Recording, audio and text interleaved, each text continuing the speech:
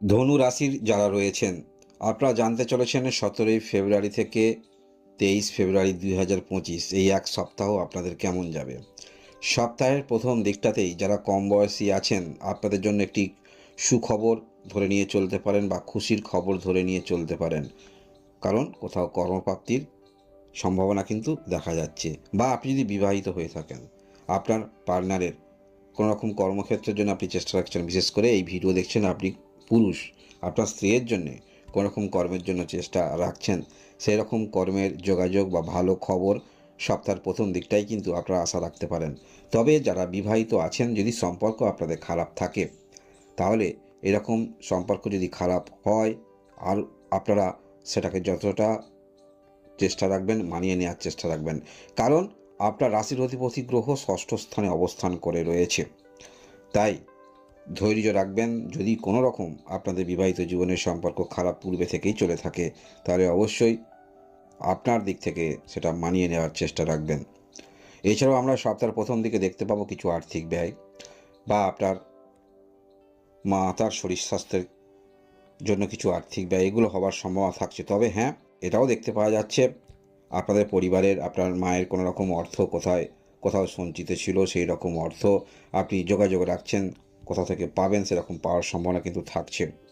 কোনো কাগজপত্র ইত্যাদি ক্ষেত্রে সমস্যা হচ্ছে, এরকম ক্ষেত্রে সমাধান হয়ে যাবে। কোনো রকম পারিবারিক জটিলতা, সেটি কাটার সম্ভাবনা কিন্তু দেখতে পাওয়া যাচ্ছে। সপ্তাহের প্রথম দিকটায় আমরা এইরকম কিছু দেখতে পাবো ধনু রাশির যারা রয়েছেন। এছাড়াও আমরা দেখতে পাবো এই সপ্তাহের মাঝামাঝির দিকটা আপনি যাহাই কিছু চেষ্টা রাখছেন, যাহাই কিছু পাচ্ছেন, মনে হতে পারে আপনার মনের মতো ঠিক হচ্ছে না। তাই মনের মধ্যে একটু ব্যাকুলতা দেখতে পাওয়া যাবে। তবে এই ব্যাকুলতা নিয়ে আপনি কাজের মধ্যে রয়েছেন বা যাহাই কিছু করছেন, যে কোনো কাজ, তার মধ্যে যথেষ্ট ফোকাস আপনার থাকবে। একটু যদি চেষ্টা রাখেন, এই সপ্তাহেই আপনাদের যোগাযোগ বৃদ্ধি যথেষ্ট হবে। সেটা কোনো কর্মের জন্য বা কোথাও আপনি কর্ম করতেন পূর্বে, নতুন করে সেখানে প্রবেশ করতে চাইছেন, এরকম ক্ষেত্রে যোগাযোগ আপনাদের আসবে। তাই চেষ্টা অবশ্যই রাখবেন।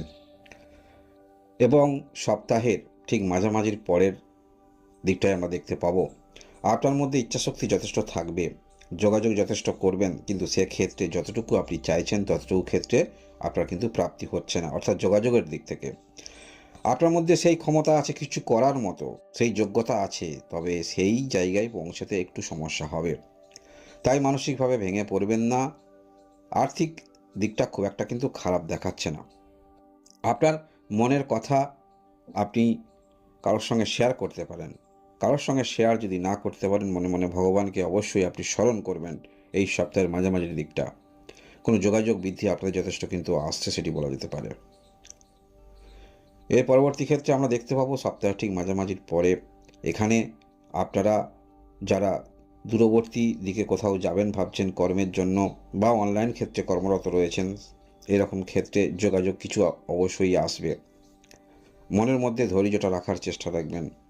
অহেতুক মনের মধ্যে কিছু টেনশন আনবেন না। আর ধনুরাশি যারা রয়েছেন, আপনারা অবশ্যই যোগ ব্যায়াম, মেডিটেশান, এগুলোর মাধ্যমে থাকার চেষ্টা রাখবেন। কারণ আপনার ষষ্ঠ স্থানে বৃহস্পতি গ্রহ অবস্থান করে রয়েছে।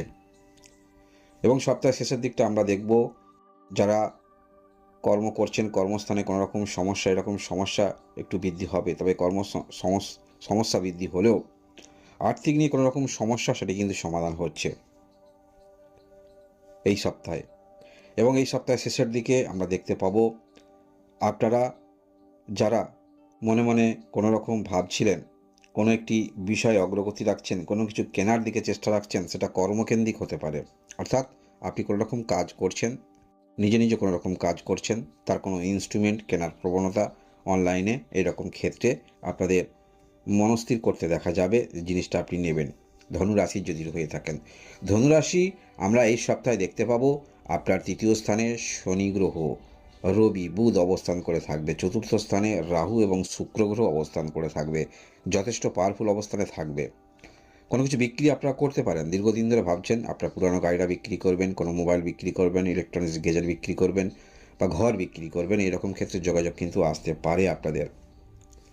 ষষ্ঠ স্থানে দেবগুরু বৃহস্পতি অবস্থান করেই আছে এবং সপ্তম স্থানে মঙ্গল, আপনার দশম স্থানে কেতু অবস্থান করে রয়েছে। এই যে গ্রহের অবস্থান, সেই গ্রহের অবস্থান অনুসারে অবশ্যই সপ্তাহের প্রথম দিকটা যে কোনো কাজের ক্ষেত্রে আপনি ব্যর্থতা হবেন না, ব্যর্থ হবেন না, সেখানে কিছু না কিছু প্রাপ্তি অবশ্যই আপনার থাকছে। যে কোনো ক্ষেত্রে আপনি চেষ্টা রাখছেন বা যাই করছেন, সেখান থেকে কিছু না কিছু পাচ্ছেন। সপ্তাহের মাঝে দিকটা যোগাযোগ বৃদ্ধি যথেষ্ট আপনাদের হচ্ছে, দূর যোগাযোগ, যারা কমিউনিকেশন ক্ষেত্রে বাড়াতে চাইছেন, আপনি এমন কোনো কাজ করেন যেখানে আপনার আপনি পপুলারিটি হতে চাইছেন, সেরকম জনসংযোগ তৈরি করতে পারবেন। এছাড়াও সপ্তাহের শেষের দিকটা অবশ্যই কিছু চিন্তাভাবনা করা আপনাদের উচিত এবং মেডিটেশনের দিকে যাওয়া উচিত। মানসিক দিক থেকে কিছুটা যেগুলো আপনি পাবেন বা সেগুলো নিয়ে ততটা সন্তুষ্ট থাকবেন না, ধনুরাশির যদি আপনি হয়ে থাকেন। এই হলো আপনাদের সাপ্তাহিক রাশিফল। ধন্যবাদ।